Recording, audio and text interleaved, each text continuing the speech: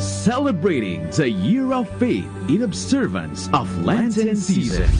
Veritas 846 Kapanali, the number one faith-based radio in the Philippines. Makinig, Veritas 846. Member Catholic Media Network and kapisanan ng mga broadcaster ng Pilipinas.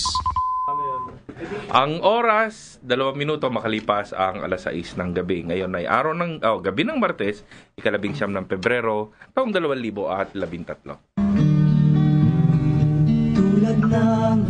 Narito na ang isang oras ng makabuluhang talakayan tungkol sa buhay at lipunang Pilipino. Talakayan! Makinig, makilahok, makipagtalakayan. Sama-sama tayong tumugon at mag-akayan tungo sa liwanag ng katotohanan, katarungan at kapayapaan. Talakayan! Hatid sa inyo ng Promotion of Church People's Response, Kasimbayan at ng Kadao Productions. Talakayan! Tuwing Martes, alas 6 hanggang alas 7 ng gabi, dito sa Veritas 846 Radyo Totoo.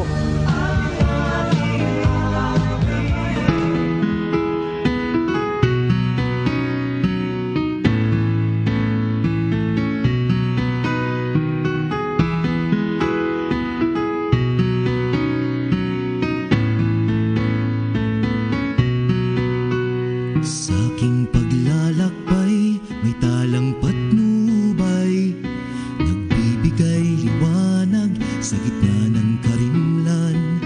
Talang maliwanag, laging nagniningning, di maglalaho sa aming paningin. Makakaakay sa landasin ng buhay, sa gitna ng bagyo, talang kaagapay.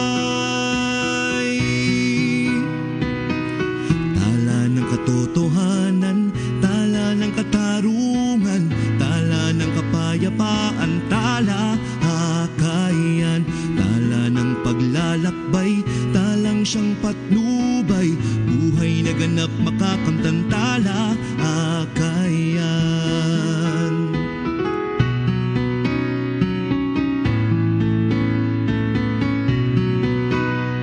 Taimtim na panalangin, manindigang tapat, sa mapagpalayang adhikain. Tala ng katotohanan, tala ng katarungan, tala ng kapayapaan, tala akayan, tala ng paglalakbay, talang siyang patnubay, buhay na ganap makakamtan, tala akayan.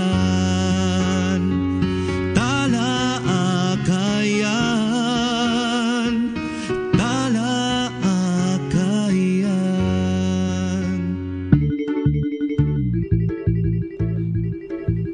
Magandang gabi kapanalig, narito na ang ating programang Talakayan. Isang oras na makabuluhang talakayan tungkol sa katotohanan, katarungan, kapayapaan at kalikasan. Sa pagtataguyod ng Promotion of Church People's Response, Kapatiran Simbahan para sa Bayan at ng Kadao Productions, 60 minuto tayo magsasama-sama upang pag-usapan ang buhay at lipunang Pilipino.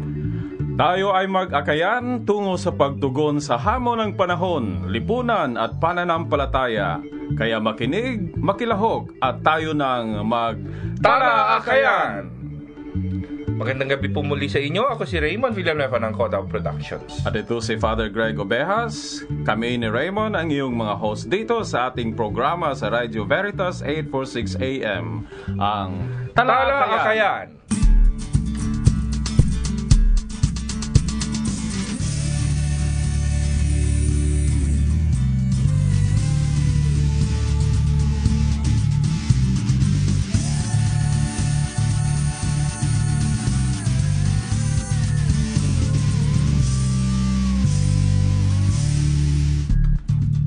Tala balita sa Martes na ito, 19 ng Pebrero, taong 2013. Ang ating unang balita, COMELEC pinaalalahanan na itigil na ang mga dati ng kamalian sa halalan. Pinaalalahanan ng Automated Election System Watch o AES Watch ang Commission on Elections o COMELEC na huwag nang ulitin ang mga dati ng kamalian sa halalan at pangalagaan ang sagradong boto ng mamamayan. Ayon sa grupo, ipinakita ng nakaraang mock elections noong February 2 ang mga dati ng problema tulad ng ballot rejection, transmission failure, maling bilang sa boto, walang digital signature ng mga election returns at certificates at maraming kakaharapin sa darating na halalan. Dinagdag ng grupo ang iba pang mayor na usapin tulad na kawalang lisensya ng teknolohiya na gagamitin ng COMELEC ng pagtanggi na ibahagi ang source code sa mga interesadong grupo at kabuuang paghahanda ng COMELEC sa Mayo 13. Babala ng grupo, kung mangyayari muli ang mga dati ng kamalian, walang ibang dapat sisihin kundi ang COMELEC at hindi ang mga guro, poll watchdogs at mga botante mismo. Ang ating ikalawang balita, dagdag honorarium para sa mga guro sa halalan ipinanawagan. Nanawagan si Makabayan Senatorial Candidate Teddy Casino sa Commission on Elections na dagdagan ng 2,000 ang honorarium ng mga gurong maglilingkod sa halalan. Ayon sa mambabatas, hindi naman talaga matutumbasan ng salapi ang halaga ng papel ng mga guro tuwing eleksyon. Subalit hindi sapat ang kasalukuyang 3,000 honorarium, 300 transportation allowance at tig-500 sa Book of Voters sealing at PICOS testing sa kabuoang tatanggapin ng mga guro, ani Casino. Hindi lang naman isang araw ang trabaho ng mga guro tuwing halalan, kundi aabot ng ilang araw kung ibibilang ang mga pagsasanay at pagpila nila para isumite ang ulat pagkatapos ng botohan, dagdag ni Casino. Si Casino ang may akda ng House Bill 2141 na naglalayong itaas ang salary grade ng mga bagong guro mula salary grade 11 paakyat ng salary grade 15. Ang ating ikatlong balita, paglaya ng Courage 2 patuloy na ikinakampanya. Patuloy na umiinit ang kampanya sa pagpapalaya sa mga bilanggong politikal na sina Randy Vegas at Raul Camposano. Binansag ang Courage 2 sina Vegas at Camposano na dinakip ng mga elemento ng Philippine Army, tinorture noong Disyembre sa lungsod Quezon at lalawigan ng Cavite. Ang dalawa ay mga organisador ng mga kawani sa pamahalaan sa ilalim ng Confederation for the Unity, Recognition, and Advancement of Government Employees o Courage. Sila ngayon ay nakapiit sa Daet District Jail sa Camarines Norte sa paratang na pagsali sa isang ambush sa Bicol noong Abril ng nakaraang taon. Ngunit ayon kay Courage Chairperson Ferdinand Gaite, imposibleng kabahagi ng ambush ang dalawa samantalang naghahanda ang mga ito sa rally ng Mayo 1 kasama ang mga union ng Port Employees at Metro Manila Development Authority o MMDA. Magkakaroon ng benefit dinner at poetry night para sa dalawang bilanggong politikal sa darating na 15 ng Marso sa National Press Club. At para sa ating tala parokya, naririto si Father Greg. Parokya ng Birhen ng Lourdes patuloy na sa pagbibigay serbisyo sa mahihirap. Patuloy na nagbibigay serbisyo sa mga mahihirap ang parokya ng Birhen ng Lourdes sa bagong baryo, Caloocan City. Sa pangunguna ng Kora Parokong si Father Alberto Bobby Kahilig, OMI, inilulunsad ng Parish Social Services and Development at ibang serbisyong pangkalusugan, pang-edukasyon at iba pang kinakailangan ng mga kapatid nating mahihirap. Tangan ang pagmimisyon at pagtataguyo ng simbahan ng mga dukha, matatagpuan mismo ang simbahan ng Birhen ng Lourdes sa komunidad ng mga mahihirap. Nanawagan ang simbahan para sa mas marami pang volunteer na doctor at nurse upang magbigay serbisyo at mas marami pang mahirap ang maaabot ng mga programa. Gayon din, nagpapasalamat ang parokya sa mga walang sawang pagbibigay ng kanilang panahon at kakayahan upang kalingain ang mga kapos. Ayon kay Julieta Asusano, Head ng Parish Social Services and Development Ministry. Maraming salamat, Father Greg. At yan po ang ating mga tala balita sa linggong ito. Ano ang pananampalataya kung walang gawa? Ito ang tanong at hamon sa atin ng Panginoon at ito ang hamon sa atin na kasalukuyang panahon. Tayo ay makinig kay Father Greg sa ating panimulang panalangin. Diyos na pinagmumula ng buhay at pag-ibig, nagpapasalamat kami sa iyo walang humpay na pagkalinga at pakikisa sa amin. Madama at may padama nawa namin ang iyong pagmamahal sa piling at paglilingkod sa aming kapwa, lalo na yaong mga dukha at inalipusta sa aming lipunan. Bagtasin nawa namin, O Diyos, ang iyong landas bilang lingkod. Maging gabay nawa namin ang iyong aral at buhay sa patuloy na pagmimisyon sa iyong sambayanan. Gawin nawa namin ang iyong utos ng pagmamahal sa iyo at sa kapwa namin, lalo na sa mga maliliit o mahihirap. Sikapin nawa namin bilang simbahan na maipahayag ang mabuting balita ng kaligtasan at iwaksi ang masamang gawi sa aming bayan. Patuloy nawa kaming makibahagi sa iyong pagkahari, pagkapari at pagkapropeta hanggang mapangyari ang buhay na ganap at kasiyasiya. Hinihiling namin ito sa pangalan ng iyong anak na si Jesus. Amen. Amen. Maraming salamat, Father Greg. At ito po ang ating programang Tala Akayan.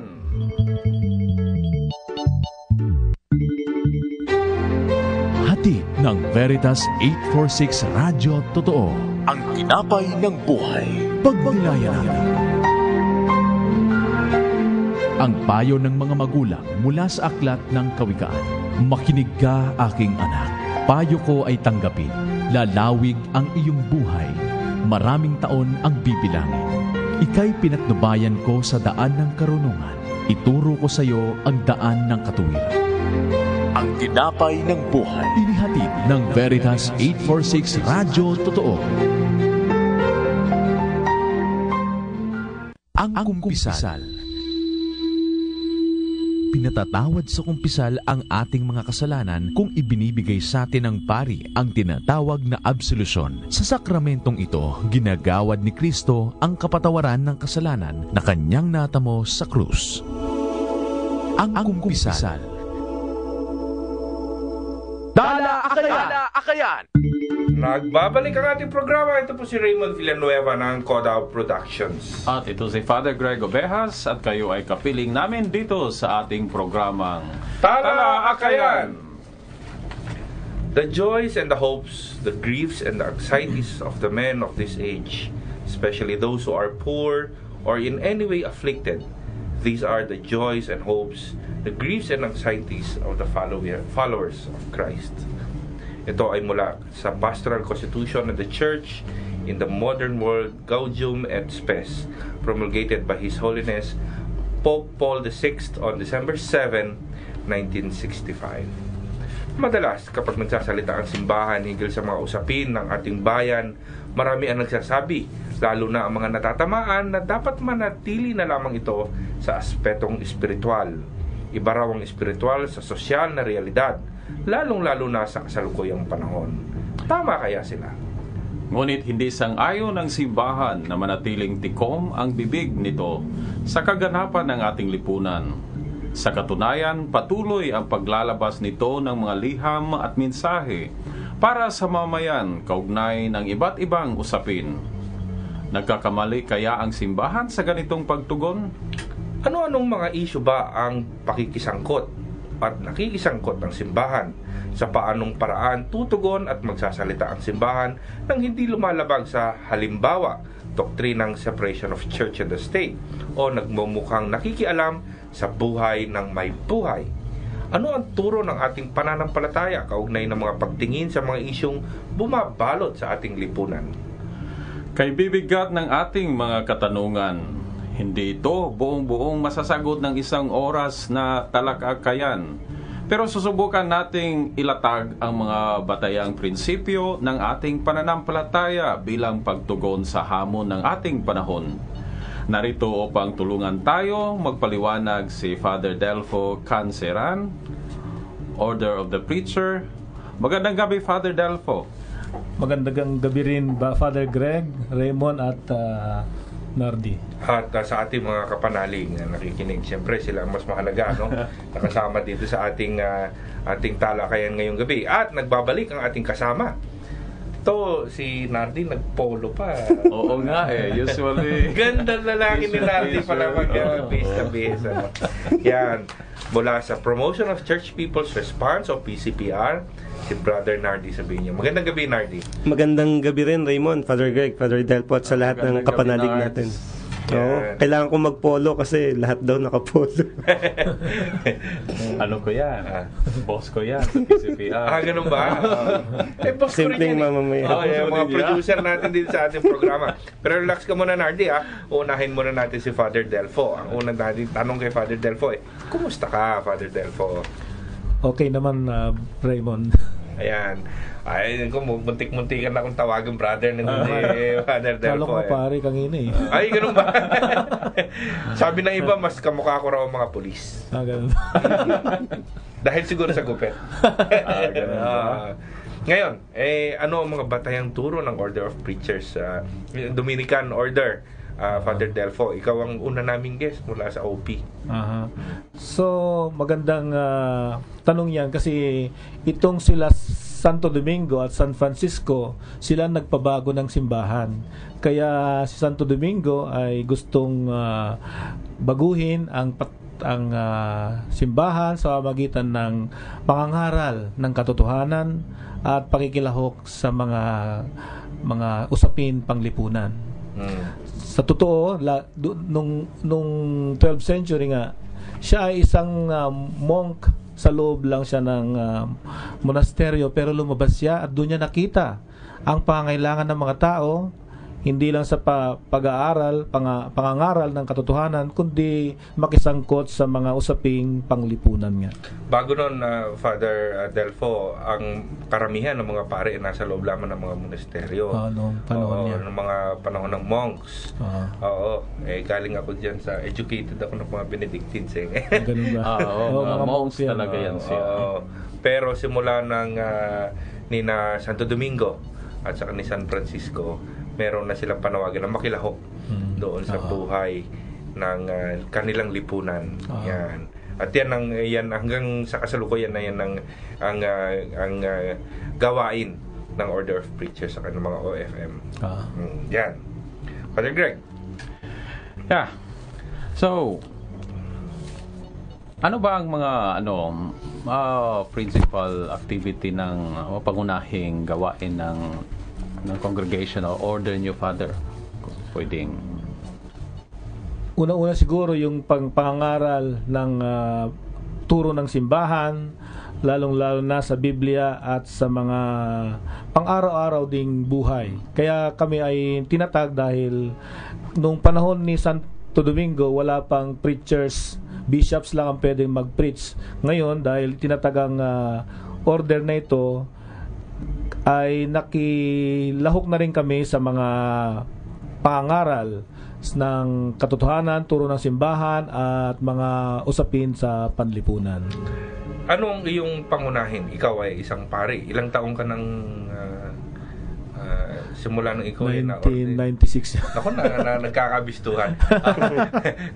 Ano ang iyong pangunahing gawain ngayon bukod sa pagtuturo sa University of Santo Tomas, Father Delfo?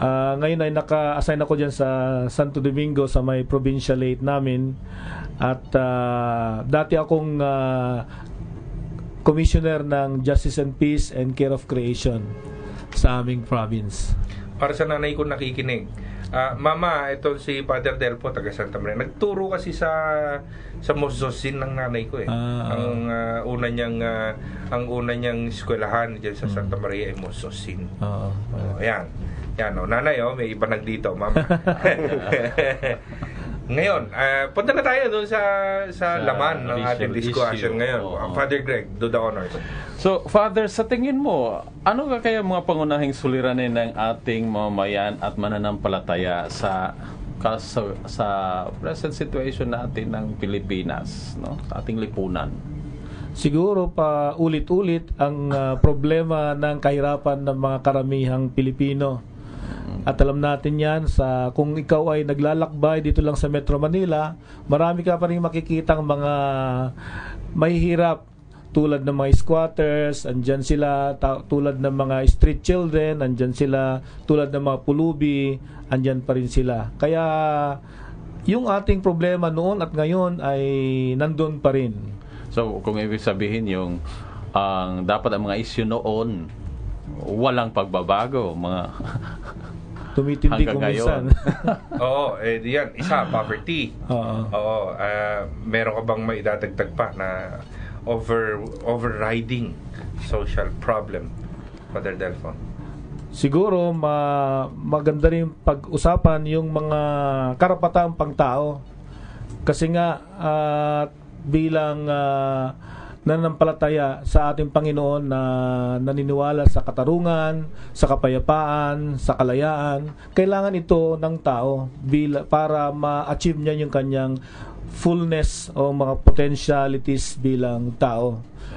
Kasi anin mo ang buhay kung hindi ka naman malaya, wala kang karapatan. So para kang isang patay na humihinga lang ng konti. At nasa ilalim ng issue ng human rights yung kalayaan mula sa kahirapan, kalayaan mula doon sa pang-aapi at pagsasamantala ng kapwa. Tama ba 'yon, Father Greg? Well, ito yung pinaka-heart ng evangelization, no? The dignity of human person, then human rights, pinaka-center yan ng social evangelization ng simbahan. Sa tingin mo, Father, ano kaya ang role o papel ng simbahan sa pagbabagong ito? Malaki ang papel ng simbahan sa ating lipunan. Bagamat bago pa, sabihin natin na lang historically bago lang kasi yung mga social questions natin yung documents nga ng social teachings of the church ay comparatively bago lang. Pero andyan na yung ating mga ng turo ng simbahan tungkol sa social teachings of the church na kailangan nating implement o ibuhay sa ating simbahan. By the way, Father, may ko, Raymond. Ano ba yung ang PCP2? Paano mo evaluate mo ang PCP2 ngayon? Ano ang PCP2? Yung, di ba, way back 1994, may Plenary Council of the Philippines at itong slogan yung nila, that the Church of the Philippines is a church of the poor. No? Sa palagay mo, Father, itong statement na the church of the poor, is it working? Was it ba talaga? Evaluate mo nga. Magandang tanong yan, Father. 1994, seminarista si Father Delfo. Ngayon, magdadalawang dekada na siyang pare. Tanda na. Ngayon, Father, sa iyong magdadalawang dekada bilang manggagawa ng simbahan, anong iyong assessment sa PCP2? Assessment. So, alam naman natin na sa karanasan ng simbahan bilang institusyon, matagal ang pagbabago. It takes time to change. Pero may effort to transform, transformation or change. Tama yun, Father Greg, na may mga taong simbahan na they are really trying their best to implement yung documents ng PCP2 at kailangan na gawin talaga kasi ito yung pangangailangan, katulad ng Church of the Poor nga sa PCP2 ng simbahan ay kikiling sa mga usapin ng mga mahihirap tulad ng lupa, mining at marami pang iba. Yung Father, is it a statement or in acto or actual? Or statement, okay, madali sabihin, pero madali kayo magsulat, no? What about in actuality or de facto ba yun in the world? Malapit na nga pala nating i-celebrate yung 20th anniversary niyan. Ibig sabihin, next year na. This is the 1991. 22 years na siya. 22 years na siya. College graduate na sana. College graduate. Magtrabaho na sana, no? Yun nga, nakakalungkot na isipin na malit pa sa tingin ko ang nagagawa. Sa katunayan, nung ako'y naka-assign sa Navotas, gumawa ako ng research evaluating nga yung implementation ng PCP2. Karamihan ng mga tao sa parokya nakalimutan na tungkol sa PCP2. Kaya kailangan may mga taong simbahan na ipagpatuloy ang pagtuturo at paggawa ng mga sinabi nga sa PCP2. Paano ito magaganap, Father Delfo? Ito ba ay magagaling dapat sa baba? Sa pamamagitan ng mga mananampalataya, ng mga pari, mga madre, o ito ba ay dapat ipag-utos mula sa nakatataas ng simbahan? Dapat ito ay nagsisimula sa baba kasi andun yung tao, sila yung active actors ng ating lipunan, pero kailangan din ng models at leaderships ng simbahan. Kasi halimbawa, kung sa parokya andyan yung parish priest at wala namang ginagawa tungkol sa PCP2, yung mga tao ay hindi rin nainggayo na gumawa ng mga nakasaad sa PCP2. Ano ang mga stumbling blocks? Bakit mabagal ang pagpapatupad nitong panawagan? Siguro sa tingin ko dahil pag gusto mo talang magbago, marami kang kailangan i-give up. Paraan. Ganon. Maraming reason. Yun ang mahirap. To give up, to unlearn many things, yun ang matagal at mahirap. Yung mga kinasanayan. Kinasanayan na asahan. So Father, ang narinig ko sa mga bishop na after 10 years of evaluating PCP2, it was maybe I could say failure. No, it did not kasi kung it works, it should have a transformative effect sa society, sa lipunan natin. At sabi mo nga, it is the parish president. It's not only from below. It should come also. It should start from above. Above, down, down, above. Ang transformation siguro. Pero sa tingin ko kasi, ang mga lay natin, it's just a question of empowering them or encouraging them that this is the way of becoming a church. So, palagi mo. Kailangan nga talaga dedicated yung taong simbahan, mga pari at mga obispo, mga madre, tungkol sa mga usapin ng panlipunan. Yun nga, nakakalungkot isipin na unti-unting humihina ang commitment tungkol sa PCP2. Kaya kailangan ulit pag-ibayuhin ng simbahan ang pagpapalaganap nito. On that note, Father Delfo, Father Greg at Brother Nardi, magbe-break muna tayo at itutuloy pa natin yung discussion. Maganda, marami ako natututunan. No? Patuloy po kayong makinig dito sa ating programa at sa ating pagbabalik. Si Father Delfo at si Brother Nardi, sabihin niyo pa rin ang ating makakasama dito sa ating programang Talakayan!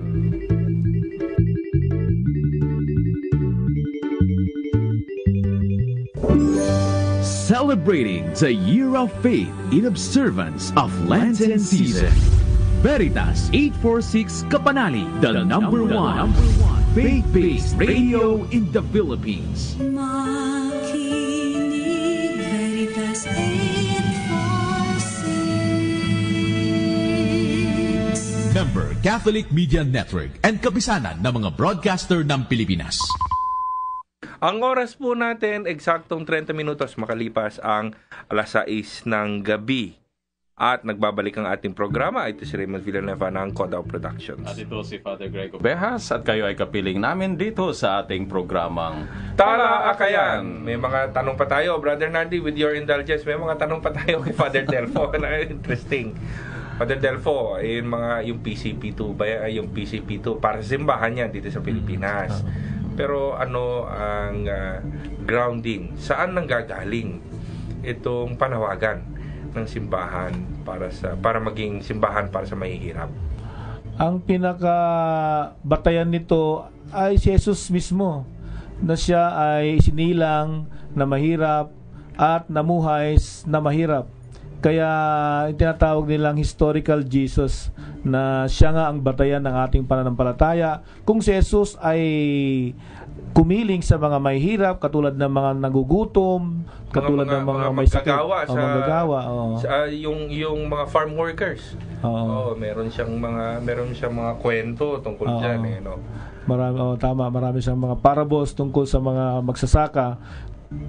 Siya ang modelo ng Kristiyano. Kaya yun ang batayan natin na kailangan natin sumunod sa kanya. Ngayon, marami naman ang nagsasabi, Father Delfo, sa mga ganyang bagay, yung lupa para sa mga magsasaka, tamang sahod para sa mga gawa, hindi na dapat pinapakialaman ng simbahan yan kasi the rules of economics should apply doon sa yung batas tungkol sa pagmamay-ari ng lupa ang dapat mag-a-apply dyan. Bakit kailangan magsalita ng simbahan sa mga ganitong issue? Kasi ang simbahan may moral responsibility na tingnan ano ang tama, ano ang mali, ano ang dapat, at ano ang kailangan nating baguhin. Kaya nakikialam ang simbahan sa usapin ng moralidad at sa usapin ng mga panlipunan kasi ito ay may mga issue tungkol sa moralidad, kung ano ang tama at mali nga. Kung hindi tutugon at hindi magsasalita ang simbahan, ano ang kahihinatnan ng simbahan kalaunan? Then, pag sinabing hindi tutugon, then the church ceases to be church. Do you agree, Father Delfo? Tama yun. Kasi nga, yun ang ating commitment nagmumula mismo kay Jesus na kailangan nating gawin at tuparin. Kung hindi tutugon sa mga issue panlipunan ng simbahan, fraternity na lang yan. Oo, asosasyon na lang yan. Asosasyon na lang yan. Parang gano'n na lang ang mangyayari. Talo pa kayo ng mga ibang mga organisasyon katulad ng Rotary Club. Diba? Kasi they claim to have services for people. Kaya, nako, yan.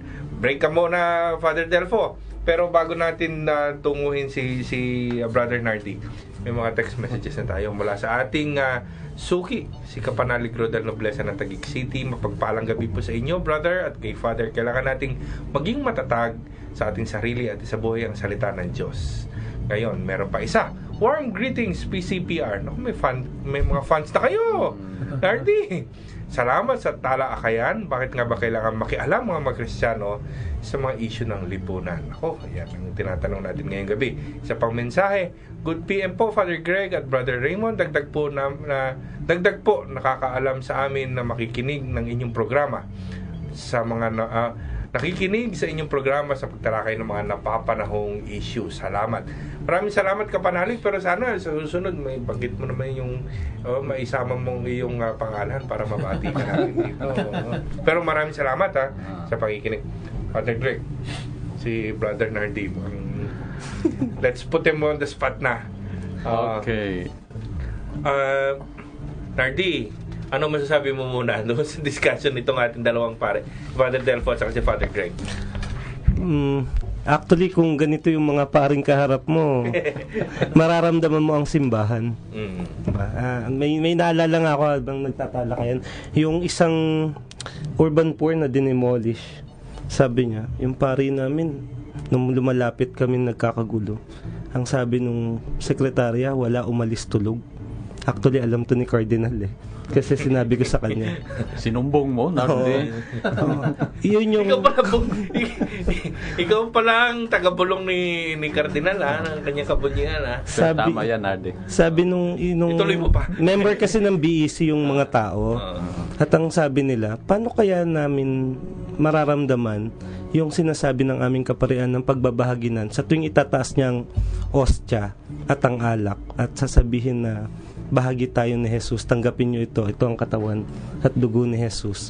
Kung sa panahon na nanganganib ang buhay ng bawat isa sa amin, lalo yung mga bata at babae, ang pari namin wala umalis tulog. So, umalis habang tulog? Hindi, wala umalis tulog. Yun, 3 beses kasi sila lumapit sa parokya. Unfortunately, unang sagot, wala. Sumunod, umalis. Sumunod, tulog. Sa kwento ba sa mga Biblia, meron ba lumapit kay Jesus na hindi niya pinagbigyan at hindi siya... Wala di ba? Pag may humingi ng tulong, may tugon Actually, sa Luke, di ba, 4:16, yung mission niya, lahat yun ay pagpapalaya sa bihag, pagpapainom sa nauuhaw, pagpapakain sa nagugutom. Lahat yun sa mga mahihirap na kapatungkol Kasi sila yung wala nga. At sila yung, kahit sa awit ni Maria, no, sa mga sinabi ni Esaias, ni Jeremiah, lahat yan ay para sa mga kapatid natin na nahihirapan. Kahit 'di ba yung nagtanong yung mayaman na kay Jesucristo sa Panginoon natin, ano pa ho ba yung gagawin ko kung nagawa ko na ang 10 utos? Ang sabi ng Panginoon natin umuwi ka at ipamahagi mo ang iyong yaman. Hindi na ho bumalik eh. Nardi, may itanong ako. Sa palagay mo, clear naman, klaro naman ang sinabi ni Jesus. Bakit takot ang mga, sa palagay mo bilang laiko, takot maisabuhay itong radikalismo ng ebanghelyo sa mga buhay ng mga pari, sa kanilang misyon, sa kanilang sa pastoral work? Sa palagay mo, ano kaya?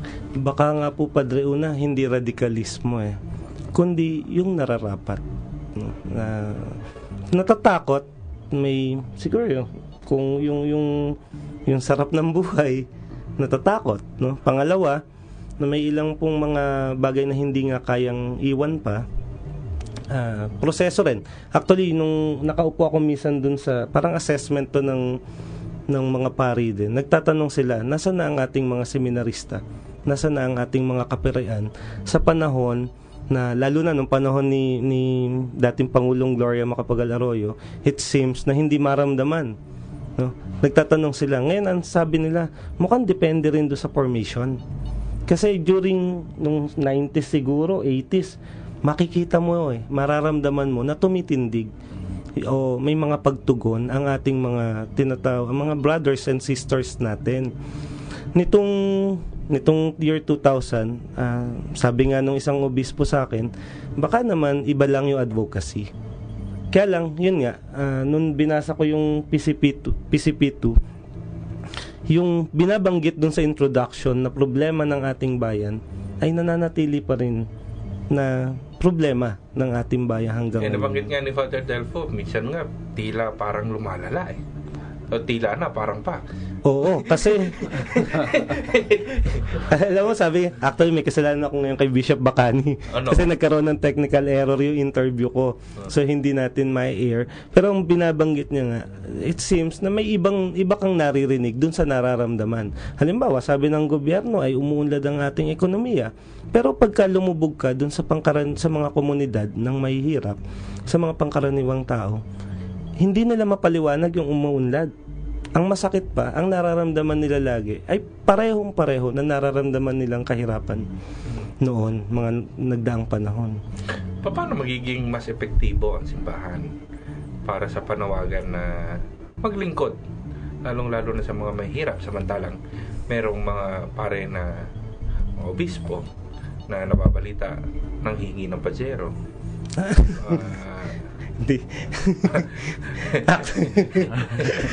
Hindi naman yata Pajero, L300. L300 lang ba? May Montero. Yung pinanggalingan nating diocese, di ba? Hindi lang natin nakita. Actually, siyempre may mga kailangan pang linawin at may pinaliwanag naman yung mga kapatid nating kaparian hinggil doon. Ang mahalaga kasi sa simbahan din, bilang laiko, pagtingin ko, ay yung charity, pero hindi kinakalimutan yung usapin ng katarungan. No? Habang pinapakain mo yung mahirap, kailangan tinatanong mo din, bakit siya naghihirap? At sa pagtatanong na yon, you are working also para palitan o baguhin yung kanyang kalagayan. Hindi mananatiling exposure area lamang ng ating mga kapatid na seminarista o magmamadre, yung squatter area na tinatawag, kundi dapat sila ay nagiging daan para mabago yung buhay ng mga kapatid nating mahihirap. No? In that way, napapractice natin yung ating prophetic role bilang mga taong simbahan. Sayang hindi na-order hindi ito nagtuloy. You look priestly than myself. Tinatawagan din ako parang pulis. Ay, ganun din ako. Mukhang pulis daw ako. Siguro lang din mga tanong din bilang mga laiko sa mga kapatid nating hindi clergy, hindi nakakakuha ng mga kursong teolohiya. Bakit nga ba talaga nakikialam ang simbahan? Pangingialam nga ba matawag? Yun lang polemics yan. Pangingialam nga ba yan? Actually, hindi nga dahil nga yung sabi nga ni Father Delfo, it's a moral responsibility. No? Moral compass ang simbahan. Siya yung magsasabi kung tama o mali. Batay doon sa tinatawag ng common good, which is based doon sa dignidad at buhay ng tao. Pagka may mahirap, may problema. At yung problemang yon ay ina-address both ng gobyerno at ng simbahan. Ngayon yung simbahan, siya yung titingin. Bakit nagpapatuloy ang kahirapan kung ganito ang mga patakaran mo? Kung ganito ang programa mo? Yun yung sasabihin niya sa gobyerno. So, in that way, nagkakaroon din ng tinig yung ating mga kapatid na may hirap. Totoo yan.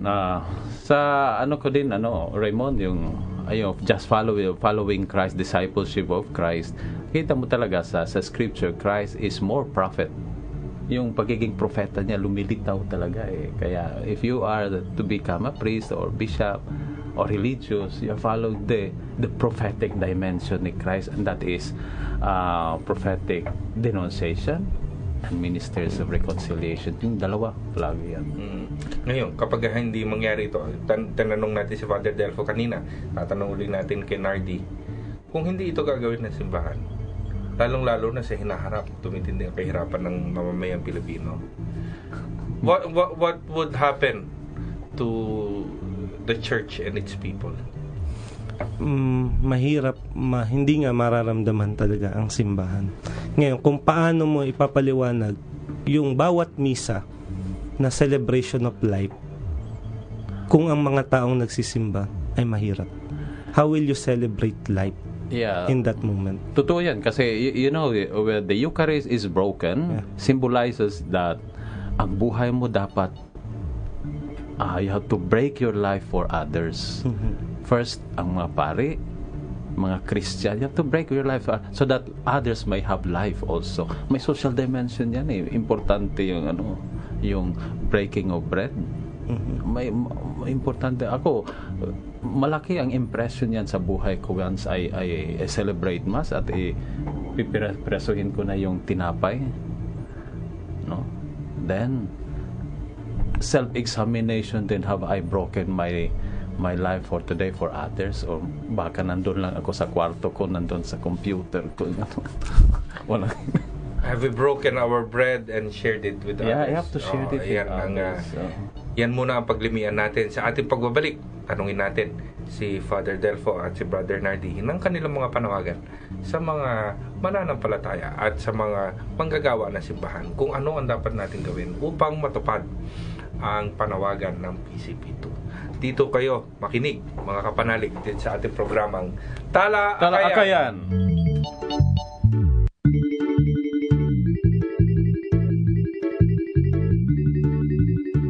Attention mga kapanalig! Nais nyo bang maging isang volunteer reporter ng Veritas 846? Makipag-ugnayan kay Mr. Dennis Heron sa pamamagitan ng pag-text o pagtawag sa 0927-256-6172. Join na at mag-report sa Ronda Veritas Report! Mensahe ng kanyang kabanalan Benito Ikalabing-6. Pagnilayan natin. Panahon ng Kwaresma ngayong taon ng pananampalataya ay magandang pagkakataon upang pagnilayan natin ang kaugnayan ng pananampalataya at pagkakawanggawa, gayon din ang paniniwala sa Diyos at ng pag-ibig na kaloob sa atin ng banal na Espiritu. Ang banal na Espiritu na gumagabay sa atin sa pamimintuho sa Panginoon. Mensahe ng kanyang kabanalan Benito Ikalabing-6. Tala Akayan!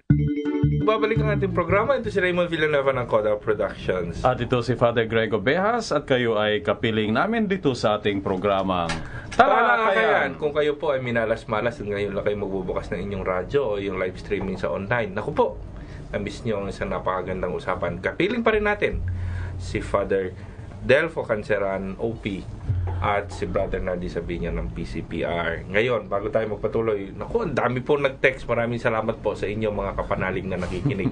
Meron ka na rin fan na Father Delfo. Ang galing mo raw. Idol ka niya. Very nice analysis on PCP2 mula kay Sir Mac of DLSU thread. Ano tong thread? Lapit sa mikropono, Father Del. Yan yung department namin ng Theology and Religious Education. Bakit hindi mo nabanggit kanina? Sabi mo, nagtuturo ka lang sa UST. Oo. Nagtuturo ka rin kasama ng Lasal. Kasama ng... Saka OLAS. Oo. Paano yan? Pagka UEAP, saan ka nakaupo? Sa gitna. Ngayon, good evening po, Father. Salamat sa programa nyo. Dami namin talaga nalalaman. Please pakigreet po si Jose Delminguez na birthday ngayon. Salamat po. Ito si Kapanalig Aurora ng Dasma, Cavite.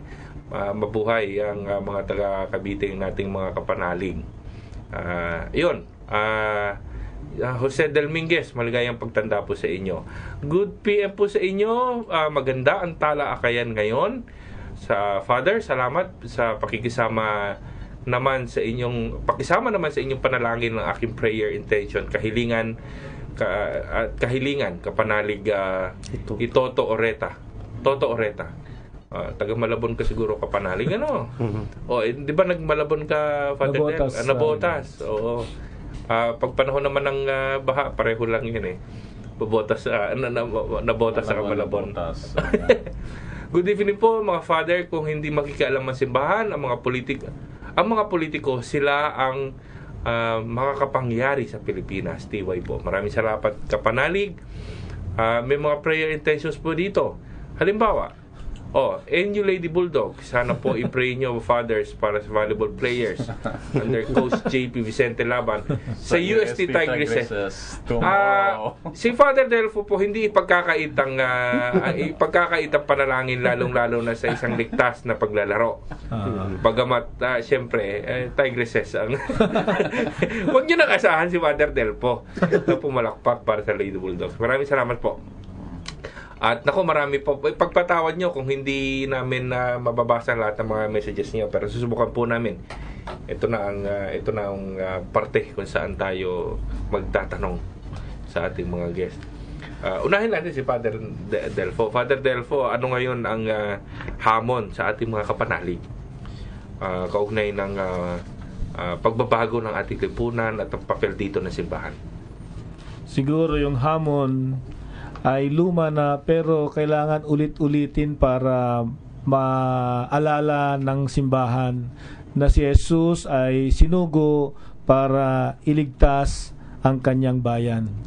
Tayo rin ay tinatawagan ng Panginoon sa pagbabago ng lipunan ayon sa kanyang kaharian ng katarungan, kapayapaan at magandang kalikasan. Kung may epekto pa ba ang mga patuloy at paulit-ulit na panawagan, Father Del? Kasi minsan, dami nagsasabi, i-status mo na lang sa Facebook yan. Sa kasalukuyang panahon, Father Delfo, ano? Katulad ng lumang tipan, ang Diyos ay lagi nananawagan na tumatawag na mga propeta para ipaalala sa mga tao na nakakalimot ang kanilang responsibilidad sa bayan. Kaya siguro ganun din kailangan ng mga makabagong propeta upang ipaalala sa mga Kristiyano na ang turo ng simbahan na nakakalimutan na. Oo, at ikaw bilang manggagawa ng simbahan, ano ang mga panawagan mo sa iyong mga kapatid? Sa taong simbahan, maliwanag yung ating sumpa sa Diyos na tayo, ang ating buhay ay para sa pagsisilbi ng taong bayan. Kaya kailangan tayo maging tapat sa ating mga pangako kay Kristo at sa simbahan o sambayanan ng anak ng Diyos. Brother Nardi, ikaw naman, ano ang masasabi mo o magiging hamon mo sa ating mga kapanalig o sa simbahan? Okay. Alam niyo po yung binabanggit kanina pang PCP2 na Church of the Poor ay malaking bagay para sa mga mananampalatayang Katoliko. Kasi ito yung refleksyon ng ating pananampalataya. Nagbibigay laman ito para kamtin yung ninanais ng ating Panginoon. Yun nga sa John 10:10, no? Yung buhay na ganap at kasiya-siya. No? In that way, madaling mahalin ang Panginoon. In that way, tiyak mamahalin natin yung kapwa natin. Dahil lahat may buhay na ganap. at kasiya-siya. Ito, kanina pa natin pinag-uusapan ng PCP2 para sa simbahang Romana Katolika. Yung mga ibang simbahan ba ng mga protestante, meron bang ganitong kahalintulad na programa o kahawig? At meron bang pagtutulungan itong dalawang programa, dalawang panawagan na ito sa mga pagkakataon? Actually, maraming social teachings din. Social principles ang tawag nila ng ibang simbahan, lalo sa mga protestante. Kaya mas aktibo sila. Aktibo talaga yung mga simbahang protestante din dun sa tinatawag ng mga social concerns. Ang bilang karamihan ng mga tinatawag na extrajudicial killings, mas marami nga lang, masakit man, yung sa Protestant churches ng mga pastor at pare. Totoo yan. Pero meron din po sa Katoliko. Pero mas marami silang sinasabi nating mga martir, no? Opo. Na talagang tinataguyod talaga nila yung hustisya, karapatan. Siya nga pala, Mon, bago tayo magtapos, actually ang programa ring ito ay pagkilala sana o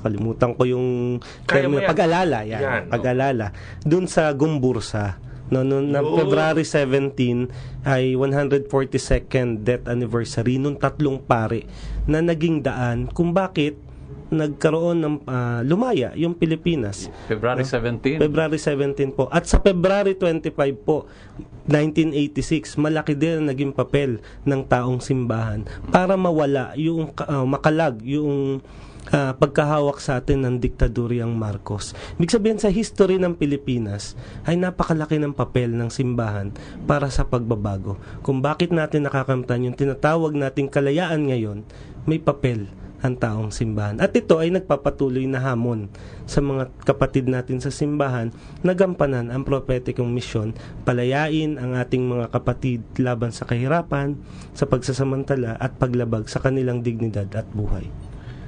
Bibigat naman.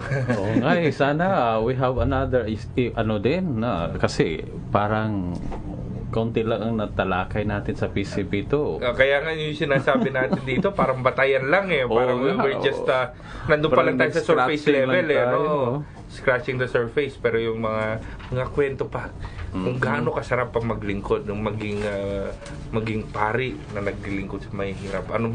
Yun ang mga gusto kong itanong sa inyo gaano kasarap ba kaysa doon sa ordinaryong pari na nangunguna lang sa mga seremonya.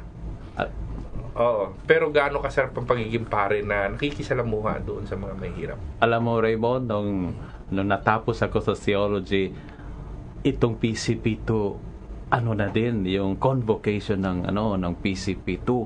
Kaya ang spirit ng theological studies namin narrowed down to the making of the PCP2. Kaya meron bang PCP2, euphoria among seminarians na ito na ang hinahanap namin kung bakit kami papasok sa pagkapare? Ako personally, malaking bagay ang PCP2 sa akin. I wrote also a thesis on youth ministry and PCP2 doon sa Roma. I mean, because of the impact ng At hanggang ngayon, dala-dala ko pa ito. Father Delfo, pahabol. Same question. Nung ikaw ba 1991, di ba, nasa seminaryo ka pa, may euphoria ba na ito na ang hinahanap ninyo sa isang simbahan? Sa ating simbahan? Actually, na-involved na ako early 80s pa kaya parang ito, na-confirm lang yung ginagawa namin na nakikilahok sa mga usapin ng taong bayan, ng simbahan. Kami ay sumasali sa mga rally, demonstration, na pagtatanggol ng mga karapatan ng karapatan pantao, kabuhayan ng mga Pilipino. Kaya parang ito confirmation na lang yung mga ginagawa namin noon. Parang sinulat na lang sa documented the experience, parang ganon. Ngayon, Father Greg, ano ngayon ang kailangang gawin para ma-revive yung euphoria na yon? In your case, hindi naman patay pero paano na lang yung medyo nakakalimot na? Ako, for me, I would challenge all the parishes, yung mga asosasyon, mga grupo, instead na prayer group, read the documents of the Vatican II, especially the social teaching and the PCP2 as a point of reflection and meditation. Kasi parang nawala ito eh. Tingin mo ba kailangan ng manawagan ng pagbabalik tanaw o kaya yung mag-uusap-usap ang mga pare, papatawag ng mga obispo, tayo ay magbasa talakay ng mga dokumento ng PCP2. Parang basa talakayan. Yan.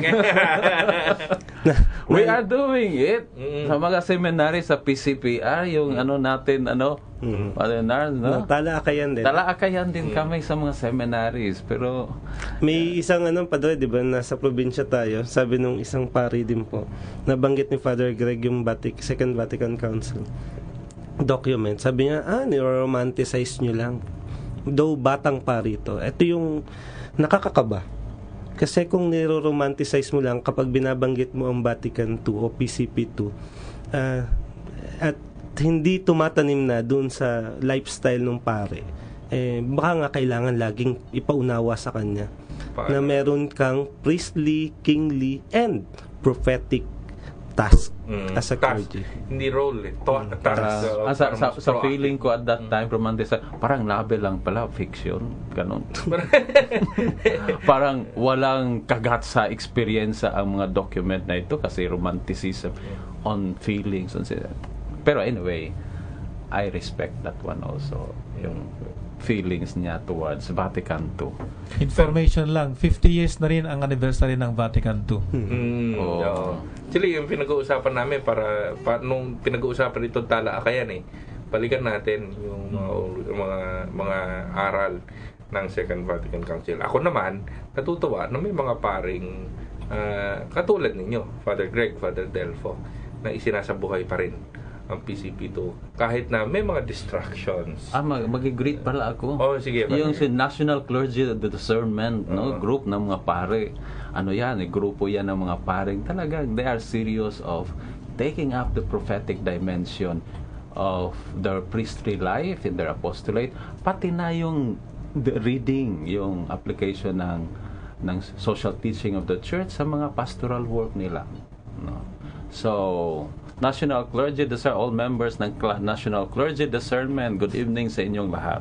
At maraming salamat, Father Delfo Canceran, OP, at Brother Nardi Sabino. Meron ka pa kaya hapon? Sige. Raymond, kasi magpapasalamat ako kasi itong PCPR, meron itong tinatawag na Pray Fast Build a School in Mindanao. Target natin by March 25 ay makapagtayo ng 2 classroom school sa Compostela Valley. Ito ay eskwelahan ng mga lumad na biktima ng Bagyong Pablo. Biktima ng Bagyong Pablo. Last February 13, nung Ash Wednesday sa Santo Domingo Church, ay nakalikom tayo kagad ng 88,000 pesos. So kulang na lang tayo ng 312,000 pesos at may tatayo na. Kaya nagpapasalamat kami at nag-iimbita pa na pwede pa po na maging bahagi ng pagtatayo ng eskwelahan. At ang huli, Raymond, Father Greg, mag-i-invite po kami sa Baclaran Church sa February 25 ay may tinatawag na sining laya para sa pagpapalaya kay Rolly Panesa. Ito yung gwardiya na inabduct, tinorture at hanggang ngayon ay nakakulong. Magre-raise po tayo ng maliit na pondo at cultural presentations para sa kanya para po naman tulong sa kaso niya at sa kanyang pamilya. Ganun. Father Delfo, any last words? May mga babatiin ka? Wala Si Mama. Maraming salamat, Father Delfo Canceran at Brother Nardi Sabino. Father Greg, hanggang sa susunod na linggo. Napakasarap ng ating usapan ngayong parang nababalikan ko yung aking pag-aaral na dinadala-dala kami ng mga profesor doon sa mga mahihirap na community. Sarap balikan. At sumayin niyo po isang oras sa makabuluhang balitaan at talakayan. Sana po ay naibigan niyo ang ating usapan ngayong gabi. Maraming salamat sa mga tagapakinig at mga bumati. Muli po tayong magkakasama sa susunod na Martes, ika-26 ng Pebrero, ganap ng alas 6 hanggang alas 7 ng gabi. Dito lamang sa ating Radio Veritas 846 kHz, Radio Totoo. makinig, makilahok dito sa ating programang tungkol sa katotohanan, katarungan at kapayapaan. Humihingi po kami ng paumanhin sa mga nagmensahe, hindi na natin po mababasa. Ubos na po talaga ang ating oras. Ito ang Talakayan at Sumainyo ang katotohanan. Sa aming paningin, makakaakay sa landasin ng buhay, sa gitna ng bagyo, talang kaagap